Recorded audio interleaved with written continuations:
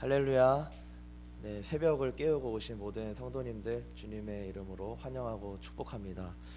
오늘 말씀해 보시면 사람이 해가 떴을 때 이제 일어나서 움직인다고 나왔는데, 여기 계신 분들 해 뜨기도 전에 다 일어나셨는데 특별한 하나님의 은혜가 있을 줄로 믿습니다. 오늘 말씀의 제목은 돌보시는 하나님입니다. 돌보시는 하나님.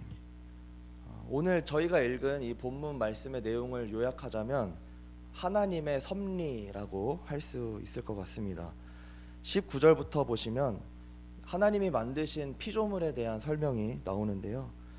그리고 그 아래에는 쭉 이제 하나님께서 만드신 피조물에 대한 주권에 대해서 설명을 하고 있습니다. 오늘은 먼저 이 본문 말씀을 한 절씩 살펴본 후에 하나님의 섭리에 대해서 묵상하는 시간을 갖기를 원합니다. 19절을 보시면요, 먼저 달과 해가 나옵니다. 그리고 20절을 보시면 흑암을 지어서 밤이 되게 하셨다고 그렇게 나오고 있는데요. 이것은 마치 이제 창세기 1장에 하나님께서 빛을 만드시고 빛과 어둠을 나누사 그런 것을 이제 생각을 나게 합니다. 그리고 21절을 보시면 젊은 사자들은 그들의 먹이를 쫓아 부르짖으며 그들의 먹이를 하나님께 구한다, 이렇게 나와 있습니다. 그리고 이제 22절에는 해가 뜨면은 이 사자들이 물러가서 그들의 굴 속에 눕는다, 이렇게 나오는데요. 내셔널 지오그래픽이나 이런 거 보시면 사자가 진짜 앙상한 나뭇가지 아래에서 축 뻗어가지고 배 다 드러내놓고 있는 거 보신 적 있으시죠? 낮에는 이렇게 그늘의 굴 속에 들어가 있다고 합니다. 그리고 이제 24절, 제가 아까 말씀드린 본문인데요. 사람은 나와서 일합니다. 이제 해가 돋으면. 그리고 저녁까지 수고를 한다, 그렇게 나와 있습니다. 그리고 24절을 보시면 여호와 주께서 하신 일이 어찌 그리 많은지요. 이제 하나님께서 하신 일에 대한 찬양을 하고 있습니다. 그리고 25절은 이제 땅을 이야기했었는데 앞에는 이제 바다가 나옵니다. 바다를 이야기하면서 이제 그곳에 크고 작은 생물체가 살고 있다고 말하고요. 26절에는 이제 신비의 생물인 리워야단이 놀고 있다. 그 바닷속에서 놀고 있다, 논이고 있습니다, 이렇게 나와 있습니다. 그리고 27절에는 이것들을 하나님께서 먹을 것을 주시기를 바라고 있고, 28절에는 그들이 이제 하나님이 공급하시는 것을 받는다. 이게 하나님의 돌보심이죠. 돌보심을 이제 받고 있는 것을 말하고 있고요. 그리고 29절에는 이 돌보시는 존재들에 대한 생명의 주권, 하나님이 호흡을 걷어가시기도 한다. 그렇게 하면 이제 먼지로 돌아간다, 그렇게 말하고 있습니다. 그리고 30절부터 32절은 이제 지금까지 설명한 자연 만물에 대한 하나님의 주권에 대해서 말하고 있고요. 33절부터 35절은 이 모든 주권을 가지신 능력의 주 하나님을 찬양하는 시인의 모습을 볼 수 있습니다. 이렇게 간략하게 본문의 내용을 쭉 살펴보았는데요. 이 모든 내용은 이제 하나님의 돌보심에 대해서 이야기하고 있습니다. 저희가 신앙생활을 하면서 섭리라는 말을 종종 하지 않습니까? 이 섭리와 비슷한 의미로 사용하는 단어가 하나님의 뭐 예정, 작정, 섭리, 이렇게 말하곤 하는데요. 먼저 이 용어적으로 정리를 하자면 첫 번째, 이 예정이란 구원과 관련된 하나님의 계획을 말합니다. 구원에 관련된 하나님의 뜻, 하나님의 계획, 하나님의 인도하심을 이제 우리는 예정이라고 합니다. 에베소서 1장 4절에 보시면 너무나 유명한 말씀이죠. 곧 창세전에 우리를 택하사, 이렇게 나와 있습니다. 그러니까 하나님께서 이 세상을 만들기 전에 이미 구원받을 자를 선택하셨고, 또 구원받지 못할 유기된 자를 이미 택하셨다는 것이죠. 이것이 이제 예정론이고요. 유명한 게 이제 칼빈의 예정론입니다. 이제 칼빈은 예정론을 이야기했는데 그것을 이제 싫어하는 사람이 있었어요. 누구냐면 이제 감리교회 창시자 이제 웨슬리입니다. 이제 웨슬리는 그것은 이제 하나님을 죄의 원인으로 만드는 것이다, 그렇게 말하면서 이제 비판을 했습니다. 그리고 이제 이 감리교를 따라가는, 감리교에서 나온 성결교 같은 경우도 예정보다는 이제 인간의 자유의지에 대해서 이야기합니다. 그래서 이제 감리교와 성결교 같은 경우는요, 인간이 하나님의 구원을 받을 수도 있고 거절할 수도 있다고 이야기합니다. 인간의 의지에 달려 있는 거예요. 근데 이것이 어떻게 가능하냐면, 이 사람들은 이제 새로운 걸 만들어냈는데 선행 은총이라는 걸 만들었어요. 그러니까 이미 전적으로 타락한, 완전히 타락한, 모든 영역에 있어서 지정의에서 완전히 타락한 인간이 스스로의 자력으로는 하나님을 발견할 수도, 하나님을 믿을 수도 없지만, 그거에 대해서는 동일합니다. 감리교나 성결교나 우리 장로교나. 그런데 이 성결교랑 감리교 같은 경우는 선행 은총이라는 걸 만들었어요. 그러니까 선행되는 은혜가 있다는 것입니다. 그래서 인간이 그 어떤 하나님을 선택할 수 있는 그 은혜가 예수 그리스도의 십자가 사건 이후에 생겨났다는 거예요. 그래가지고 이제 그것을 통해서 선택할 수 있다, 본인이 구원을 받을지 말지. 그래서 이제 하나님을 따뜻한 하나님으로 만들었습니다. 그런데 이제 장로교 같은 경우는 그것보다 하나님의 주권을 강조를 하는 것이죠. 전적인 하나님의 은혜를 강조하는 것입니다. 내가 한 것이 없다고 겸손히 나아가는 것이죠. 아무튼 이게 이제 예정입니다. 구원에 관련된 하나님의 뜻과 계획이 예정이고요. 두 번째로 이제 작정을 우리가 생각해 볼 수 있는데, 이 작정이라는 것은 이제 우리 일상생활에 일어나는 피조물들의 삶 가운데 일어나는 하나님의 모든 뜻과 계획을 이야기합니다. 이 예정과 무슨 차이가 있냐? 예정 같은 경우는, 예정은 이제 하나님의 구원과 관련된 뜻과 계획이라고 했잖아요. 그러니까 이제 작정이라고 하면 조금 더 큰 범위입니다. 우리의 모든 행동, 삶 속에서 일어나는 사건, 일, 현상, 그리고 그 모든 존재에 대한 하나님의 결정을 우리는 작정이라고 이제 말합니다. 그리고 이제 세 번째로 섭리. 이 섭리는 이 피조 세계를 운행하시고 유지하시고 통치하시는 하나님의 계획을 말합니다. 그래서 우리가 흔히 야, 이거 하나님의 섭리야, 진짜 하나님의 인도하심이야, 이렇게 말할 때 이 섭리는 하나님의 주권과 능력 아래서 이런 일들이 일어나고 있는 거야, 하나님이 우리를 돌보시고 계시는 거야, 하나님이 우리를 인도하고 계시는 거야, 이렇게 우리가 말하고 있는 것이죠. 자, 그러면 오늘 본문 말씀은 돌보심인데 이 세 가지 중에 뭘까요? 당연히 이제 섭리입니다. 하나님께서 피조 세계를 유지하시고 돌보시고 운행하는 것을 말합니다. 21절에 보시면 젊은 사자도 그들의 먹이를 하나님께 구한다고 나와 있어요. 이 사자조차도 하나님께 의존적인 존재다라고 말하고요. 27절도 마찬가지입니다. 바닷속에 수많은 크고 작은 생물들이 있는데, 심지어 리워야단이라고 하는 바다 괴물도 있는데, 그것들이 모두 주께서 때를 따라 공급하시고 먹이시는 것을 바란다, 이렇게 나와 있습니다. 그러니까 이제 모든 피조 세계의 이 존재들이 하나님의 돌보심을 구하고 있는 것이죠. 잠시 여기 나온 리워야단에 대해서 짚고 넘어가자면, 이 리워야단은 성경 곳곳에 이제 나오는데 한 6군데 정도 나옵니다. 그런데 이제 욥기 41장에 가장 자세하게 한 장에 걸쳐서 이제 설명이 되어 있거든요. 여기 이제 제가 잠시 요약을 하자면, 이 리워야단 같은 경우는 이 비늘이라고 해야 될지 가죽이라 해야 될지 그게 뭔지는 안 나와 있어요. 표피가 어떻게 되어 있는지 자세히. 근데 이제 이거를 칼과 창으로도 뚫을 수 없고 화살을 쏴도 뚫리지가 않는다. 강철 피부인가요? 약간 그런 느낌인 거죠. 그리고 입에서는 불꽃이 나오고 코에서는 연기가 나온다, 그렇게 나옵니다. 그리고 용사라도 그 앞에 서면은 두려워 떨 수밖에 없고 도망칠 수밖에 없다, 그렇게 나와 있습니다. 그러면서 이제 세상에는 이것과 비교할 생물이 없고 모든 높은 자를 내려보고 모든 교만한 자들 위에 군림하는 왕이다, 이렇게 말하고 있습니다.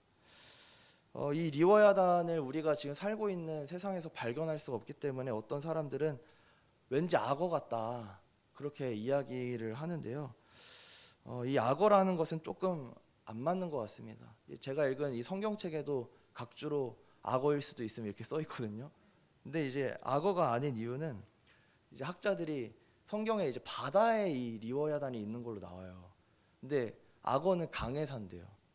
늪지에 산대요. 그래서 리워야단은 악어가 아닐 거다. 이제 그렇게 이야기하고요. 만약 악어라고 한다면요. 그 악어가 이 용사가 두려워할 정도로 무서운 존재라면요. 우리 출애굽기에서 모세가 어디에서 건짐을 받았죠? 나일 강가에서 건짐을 받았잖아요. 공주에게. 거기 나일 강가가 악어가 굉장히 많대요. 그러면 이 악어가 너무나 무서운 존재라면 공주가 거기서 목욕을 하도록 바로 왕이 그냥 두었을까요? 아니죠. 물리칠만 하니까 용사들이 우리 공주님이 씻고 있는데 이렇게 가까이 오면은 그냥 칼로 푹 찌르거나 이제 상대할 만하니까 군사들이 거기 씻도록 둔 것이죠. 그러니까 악어는 좀 아닐 것 같습니다. 그러면 이 리워야단은 뭐냐? 알 수 없습니다.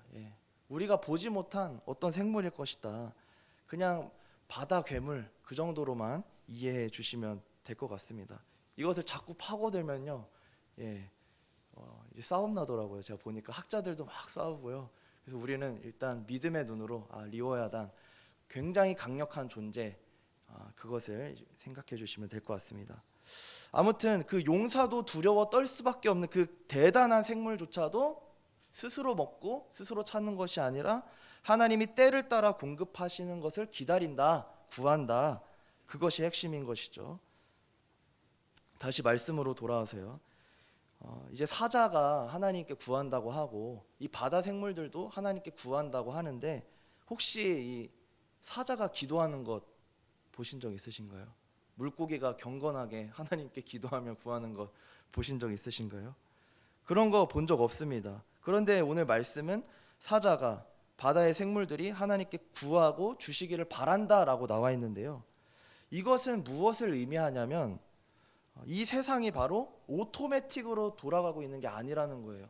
마치 이 동물들이 자동적으로 돌아가고 있는 것 같지만 사실은 하나님이 날마다 공급하고 계시는 것을 강조하기 위해서 그렇게 말하고 있는 것입니다.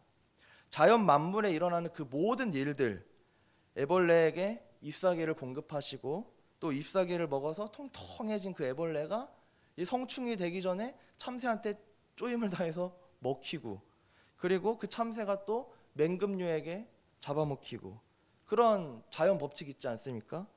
이런 것들이 모두 오토매틱으로 돌아가는 것처럼 보이지만 사실은 그게 아니라는 것이죠. 하나님의 운행하심, 보존하심, 유지하심, 통치하심, 섭리가 그 가운데 있다라는 것입니다. 그래서 마태복음 6장에 보시면 이렇게 나와 있습니다. 들의 백합화를 보라. 수고도 아니하고 길쌈도 하지 않는다. 하나님의 돌보심을 이야기하는 것이죠.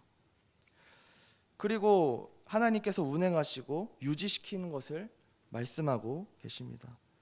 이 들의 백합화를 하나님이 공급하시는 것처럼 오늘도 그리고 지금도 여전히 하나님이 살아계셔서 우리 가정과 나를 공급하고 계시는 줄로 믿습니다. 우주도 마찬가지입니다. 지구가 자전하고 태양을 중심으로 공전하고 이 우주가 완벽한 질서를 이루고 코스모스를 이루어가는 것, 그것은 그냥 자연적으로 되고 있는 것이 아니라 하나님의 손이 붙들고 있기 때문에 가능한 것입니다. 그런데 어떤 이단은 이게 아니라고 합니다.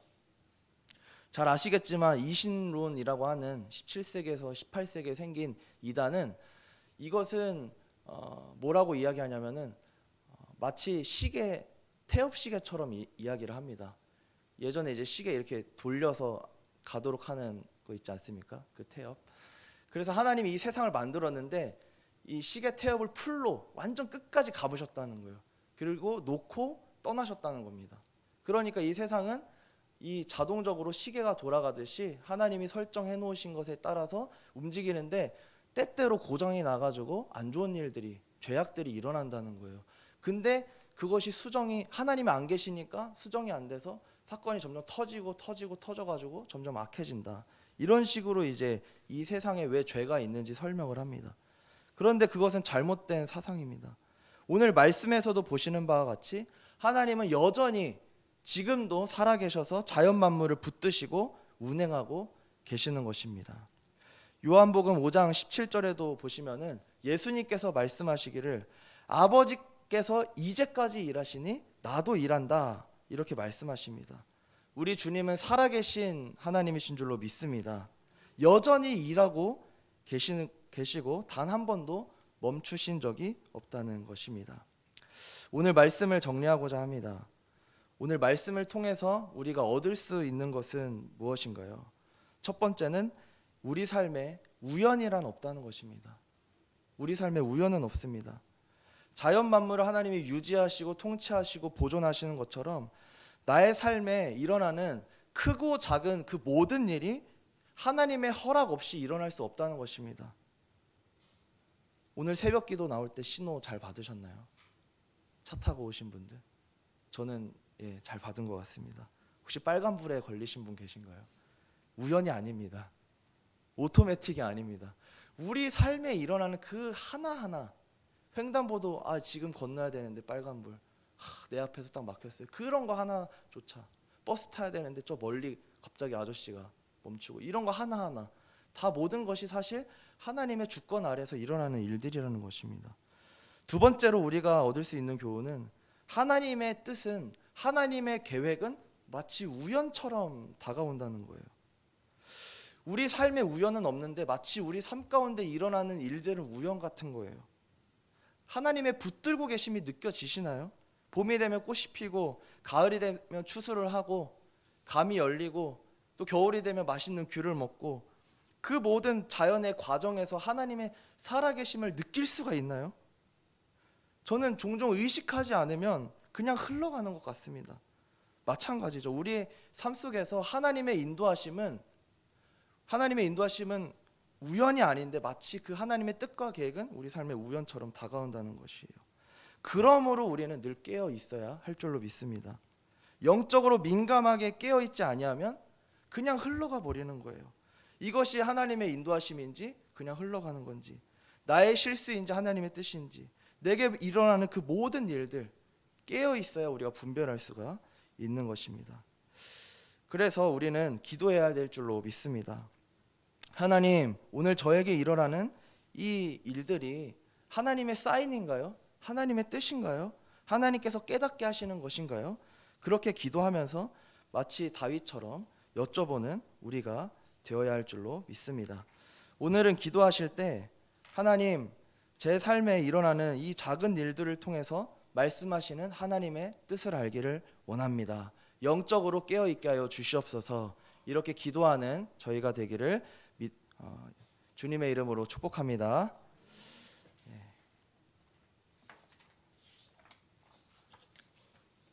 기도하겠습니다.